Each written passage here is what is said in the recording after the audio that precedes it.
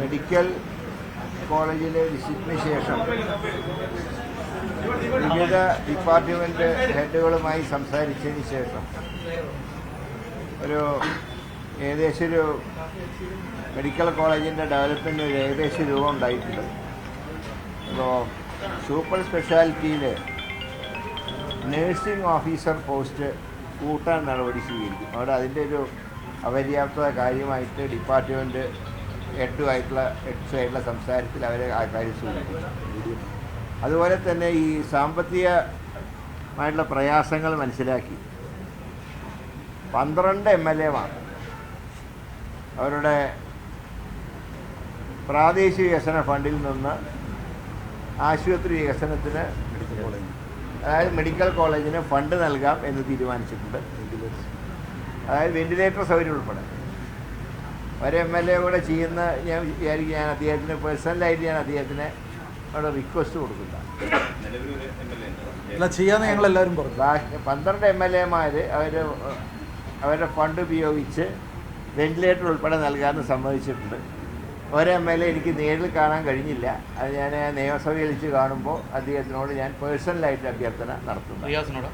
അതെ, റിയാസിനോട്. കാരണം അദ്ദേഹത്തിന് ഇന്നും അദ്ദേഹത്തിനെ കണ്ടില്ല, അതുകൊണ്ടാണ്. പിന്നെ അവിടെ കുടിവെള്ള പ്രശ്നത്തിൻ്റെ കാര്യമുണ്ട്, അതിന് പരിഹാരം ഉണ്ടാകും. അതുപോലെ തന്നെ ചില ഡിപ്പാർട്ട്മെൻറ്റുകളിൽ സീനിയർ റെസിഡൻറ്റിനെ പോസ്റ്റ് ചെയ്യും. കാരണം അതിൻ്റെ ഒരു അഭാവം അവിടെ കാണുന്നുണ്ട്. ഇൻ്റർവെൻഷൻ റേഡിയോളജി ഡിപ്പാർട്ട്മെൻറ്റിൽ ഫാക്കൽറ്റിയെ HDS മുഖാന്തരം അവിടെ നിയമിക്കുന്നതാണ്. പിന്നെ മോർച്ചറി നിങ്ങൾ കണ്ടു കാണും. കാഷ്വാലിറ്റിയുടെ അവസ്ഥ ഞാനത് നേരിട്ട് കണ്ടു. പഴയത് ഏതാണ്ട് റൂഫൊക്കെ പോയി കിടക്കുകയാണ്, ചോർച്ചയുണ്ട്.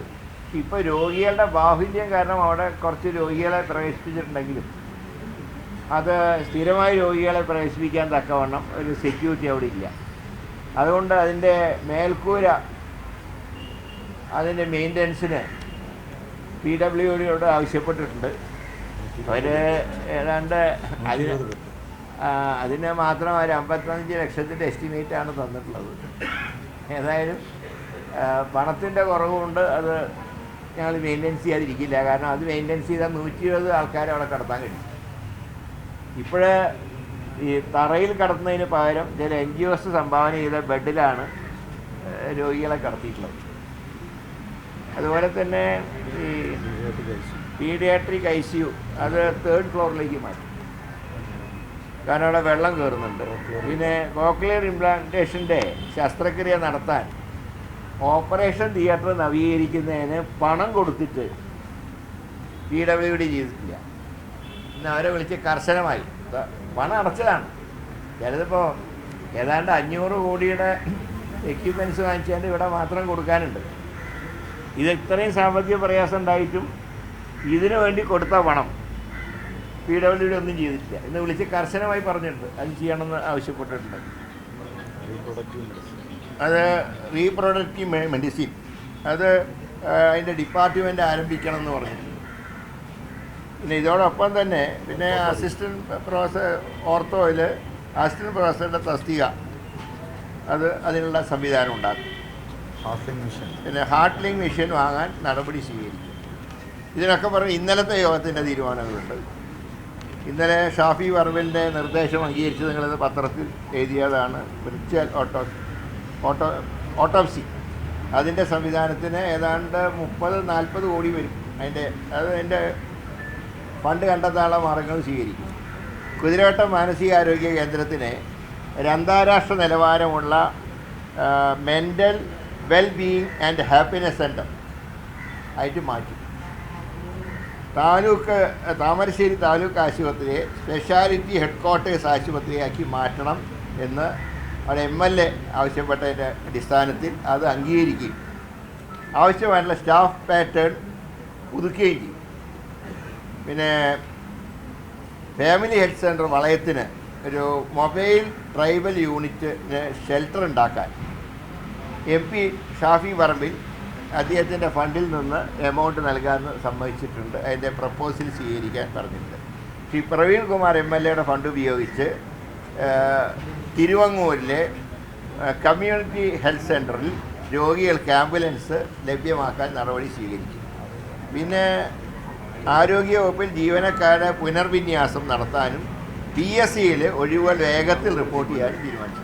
ഇത്രയാണ് തീരുമാനങ്ങൾ. ഇനിയിപ്പോൾ അന്ന് ബീച്ച് ഹോസ്പിറ്റലിലെ കാര്യങ്ങളൊക്കെ കൂടെ പരിശോധിച്ച് ഇവിടെ ഞങ്ങൾ ഉദ്ദേശിക്കുന്ന ഈ ആശുപത്രിയെ ഇപ്പോൾ എറണാകുളം ജനറൽ ആശുപത്രിയിൽ ചെയ്യുന്ന പോലുള്ള സംവിധാനങ്ങൾ ഇവിടെയും നടപ്പാക്കിയാൽ മെഡിക്കൽ കോളേജിലെ തിക്കും തിരക്കും ഒഴിവാക്കാൻ കഴിയും.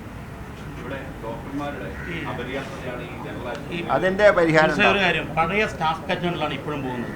സൗകര്യങ്ങൾ കൂടി ഇൻഫ്രാസ്ട്രക്ചർ വർദ്ധിപ്പിച്ചെങ്കിലും പഴയ സ്റ്റാഫ് സ്ട്രക്ചറിൽ മാറ്റം വരുത്തിയിട്ടില്ല. ഡോക്ടേഴ്സും പാരാമെഡിക്കൽ സ്റ്റാഫും പ്രഷറിലാവുക. അതിന് മാറ്റം വരുത്തും. കാരണം ഈ സൗകര്യങ്ങൾ ഇൻഫ്രാസ്ട്രക്ചർ മാറി, സിറ്റുവേഷൻ മാറി, അതോടൊപ്പം രോഗികളുടെ എണ്ണവും കൂടി. അപ്പോൾ സ്വാഭാവികമായിട്ടും ഡോക്ടർമാർക്ക് ഇപ്പോഴുള്ള ആ പരിമിതമായിട്ടുള്ള സൗകര്യത്തിൽ ജോലി ചെയ്യാൻ പ്രയാസമാണ്. അതുകൊണ്ടാണ് നിങ്ങളൊക്കെ ഇടയ്ക്ക് ഡോക്ടർമാരെ കുറ്റപ്പെടുത്തിക്കൊണ്ട് ചികിത്സ പഴവെന്നൊക്കെ പറയുന്നത്. പക്ഷേ എങ്കിലും പരമാവധി ഡോക്ടർമാരൊക്കെ നല്ല രീതിയിൽ ജോലി ചെയ്യുന്നുണ്ട്, സ്റ്റാഫ് വരെ സഹായിക്കുന്നുണ്ട്. ഏതെങ്കിലും ഒറ്റപ്പെട്ട സംഭവങ്ങളുണ്ടെങ്കിൽ അത് അന്വേഷിച്ച് നടപടിയെടുക്കും. ഒരു കേസിൽ നടപടി എടുത്തിട്ടുണ്ട്. ഇത്രയാണ് ഉള്ളത്. എണ്ണം കൂട്ടാനുള്ള നടപടി എങ്ങനെയാണ്? എണ്ണം കൂട്ടാനത് മുഖ്യമന്ത്രിയായിട്ട് ആലോചിച്ച് ഫിനാൻസ് അതിയാണല്ലോ ഫിനാൻസ് കൈകാര്യം ചെയ്യുന്നത്. കുറച്ച് ഫണ്ട് ഇത്തവണ കൂടുതൽ ആവശ്യപ്പെട്ടിട്ടുണ്ട്. അത് ഞങ്ങൾ CM-നോട് ആവശ്യപ്പെട്ടിട്ടുണ്ട്. ഏതാ ഷിഗല്ലയുടെ കാര്യം കൂടി പറയാം. ഷിഗല്ലയുടെ കാര്യത്തിൽ ഇപ്പോൾ അത് കൺട്രോൾഡാണ്. ഇപ്പോൾ ഞാൻ ഇന്നലെ വയനാട്ടിൽ ചെല്ലുമ്പോൾ 38 കുട്ടികളാണ് ഇന്നലെ ലാസ്റ്റ് ഹോസ്പിറ്റലിൽ ഉണ്ടായിരുന്നത്. അതിൽ 12 പേർ സർക്കാർ ആശുപത്രിയിലും മറ്റുള്ളവർ സ്വകാര്യ ആശുപത്രിയിലുമാണ്.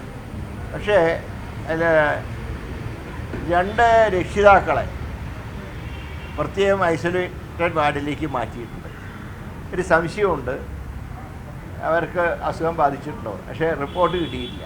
അവിടെ ശ്രദ്ധിക്കേണ്ട ഒരു കാര്യം, സമ്പർക്കത്തിലൂടെ രോഗം പകരുന്നതിന് സംശയം വന്നിട്ടുണ്ട്. അത് ഇന്നത്തോടെ അതിന് റിപ്പോർട്ട് കിട്ടുമ്പോൾ നമുക്കതിനെക്കുറിച്ച് കൂടുതൽ അറിയാൻ കഴിയും. അതുപോലെ തന്നെ അവിടെ ആ വിദ്യാലയത്തിലെ ബോർവെല്ലിൽ നിന്ന് പരിശോധിച്ചു, തകരാറൊന്നുമില്ല. പക്ഷേ കിണറിൻ്റെ പരിശോധന റിപ്പോർട്ട് കിട്ടിയിട്ടില്ല. അവർ ആവശ്യപ്പെട്ടിട്ടുള്ള ഒന്നും കൂടെ, അതായത് ഇതിൻ്റെ ഒരു കണക്കനുസരിച്ച് ചിലപ്പോൾ 5 ദിവസം വരെ എടുക്കാം, എന്നാലേ അതിൻ്റെ കറക്റ്റ് പിക്ചർ കിട്ടുള്ളൂ. കഴിയുന്ന വേഗം റിപ്പോർട്ട് ലഭ്യമാക്കുന്നുണ്ട്. കാരണം എല്ലാ രക്ഷിതാക്കൾക്ക് ഒരു ഭയപ്പാടുള്ളത് ഈ ആ കിണറിൽ നിന്നാണ് വെള്ളം വന്നത്, അതുകൊണ്ട് ഇനി അങ്ങോട്ട് കുട്ടികളെ അയക്കാനൊരു ഭയമുണ്ട്. അതുകൊണ്ട് അതിൻ്റെ റിസൾട്ട് കിട്ടിയതിന് ശേഷമേ ആ വിദ്യാലയം തുറക്കുന്ന കാര്യം ആലോചിക്കുന്നു. അല്ല, കിണറിൻ്റെ റിപ്പോർട്ട് ചിലപ്പോൾ 2 ദിവസം കൂടെ താമസിക്കാൻ ചാൻസ്. 5 ദിവസമാണ് അത്ര എൻ്റെ ശരിക്ക് ഒരു കൾച്ചർ ചെയ്തിട്ടുള്ള റിപ്പോർട്ട് വരുന്നത്.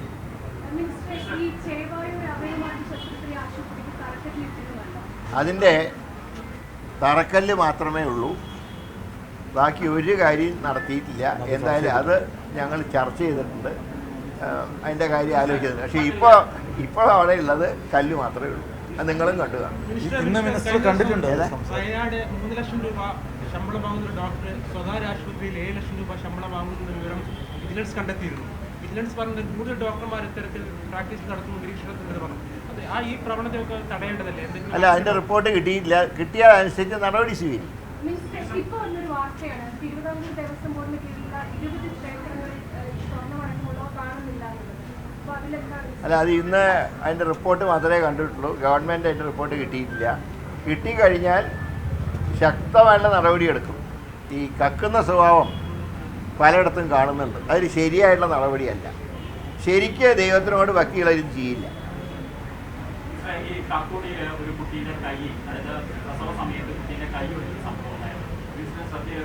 അത് ശ്രദ്ധയിൽപ്പെട്ടിട്ടുണ്ട്. അതിൻ്റെ റിപ്പോർട്ട് ഇന്നോ നാളെയിൽ തരാൻ ആവശ്യപ്പെട്ടു.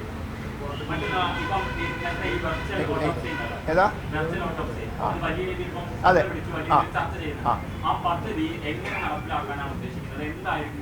അതെ, അത് നടപ്പാക്കാൻ തീരുമാനിച്ചു. അതിൻ്റെ സ്ട്രക്ചർ ഞങ്ങൾ രൂപം കൊടുക്കുന്നേ ഉള്ളൂ. ഇല്ല, ചികിത്സയിൽ ഞാൻ പറഞ്ഞല്ലോ, ഇപ്പോൾ കേരളത്തിൽ മൊത്തം 95ഓളം പേർക്കാണ് ഇത് കൺഫേം ആയിട്ടുള്ളത്. പക്ഷേ അതിൽ പലരും ഡിസ്ചാർജ് ചെയ്ത് പോകുന്നത്. അതുകൊണ്ടാണ് പറഞ്ഞത് ആശങ്കയ്ക്ക് അവകാശമില്ല. പക്ഷേ വയനാട്ടിലെ റിസൾട്ട് കിട്ടിയാൽ സമ്പർക്കം മൂലം ഇത് പടരുന്ന കാര്യം കൺഫേം ചെയ്യാൻ കഴിയുള്ളൂ. അപ്പോൾ 2 പേരെ സംശയത്തിൻ്റെ പേരിൽ 2 വീട്ടമ്മമാരെ അവർ ഐസൊലേറ്റഡ് വാർഡിലേക്ക് മാറ്റി. ഇതുവരെ പോയിട്ടില്ല. പക്ഷേ മഴ ശക്തി പ്രാപിക്കുമ്പോൾ അതുണ്ടാകാൻ സാധ്യത തള്ളിക്കളഞ്ഞുകൂടാ. 8% പേടിക്കാനില്ല, നടപടികൾ സ്വീകരിച്ചിട്ടുണ്ട്. പക്ഷേ ഇതിന് വേറൊരു കാര്യം കൂടി ഉണ്ട്. ഇത് ആരോഗ്യവകുപ്പ് മാത്രം നോക്കിയാൽ പോരാ, തദ്ദേശ സ്ഥാപനങ്ങളും കൂടെ സഹായിച്ചാലേ ക്ലീൻ ആക്കാൻ പറ്റൂ. ഫുഡ് ആൻഡ് സേഫ്റ്റി കമ്മീഷനോട് നിർദാക്ഷിണ്യം നടപടിയെടുക്കാൻ പറഞ്ഞിട്ടുണ്ട്. ഭക്ഷണശാലകൾ പരിശോധിക്കണം, വൃത്തിയില്ലാത്ത തട്ടുകടകൾ പൂട്ടിയേ പറ്റൂ. ഞാൻ ഇന്നലെ വയനാട്ടിൽ കർശനമായിട്ട് പറഞ്ഞു. അവരെ ഇതുവരെയുള്ള റെയ്ഡ് എനിക്ക് തൃപ്തികരമല്ല. ഞാൻ അവരോട് പറഞ്ഞിട്ടുണ്ട്, ഇങ്ങനെ പോയാൽ പോരാ, ഒരു അഴകുഴമ്പൻ സമീപനം എടുത്താൽ ശരിയാവില്ല. ഇതുവരെ പൊട്ടിട്ടില്ല. കൂടുതൽ വാർത്തകൾക്ക് news 18 Keralam YouTube channel subscribe ചെയ്യുക.